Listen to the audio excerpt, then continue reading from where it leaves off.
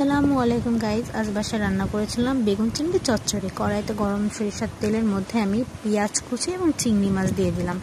সুন্দর মতো পেঁয়াজ আর চিংড়ি মাছটা আমি ভাজা ভাজা করে নেব তেলের উপরে। এবং এখানে মশলা কষাতে হবে। মশলা কষানোর জন্য আমি কিছুটা নর্মাল পানি ইউজ করব। নর্মাল পানি ইউজ করলাম। এবার এর মধ্যে আমি দিয়ে দিব মশলা, যেমন জিরের বাটা, রসুন বাটা, সামান্য পরিমাণের লবণ এবং সামান্য পরিমাণের হলুদের গুঁড়া এবং তার সাথে একটু মরিচ গুঁড়া। সুন্দর মতো মশলাটা কষিয়ে নিব। আর হ্যাঁ, আমি কিন্তু সম্পূর্ণ চচ্চড়িটা আজকে তেলের উপরে করব। সো আমার মশলা কষানো ডান। আমি এর মধ্যে দিয়ে দেবো আমার আগে থেকে ভেজে রাখা বেগুনের পিসগুলা। দেখুন কত সুন্দর।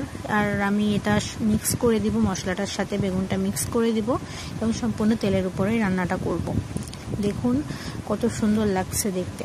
আমি মিক্স করে দেওয়ার পরে যে আমার বেগুনটা তেলের উপরে ভাজা ভাজা হচ্ছে, সেদ্ধ হয়ে গিয়েছে প্রায়। দেখুন কত পরিমাণে তেল বের হয়েছে। যেহেতু তেলের উপরে রান্না হবে সেটা আমি একটু তেলটা বাড়িয়ে দিয়েছিলাম।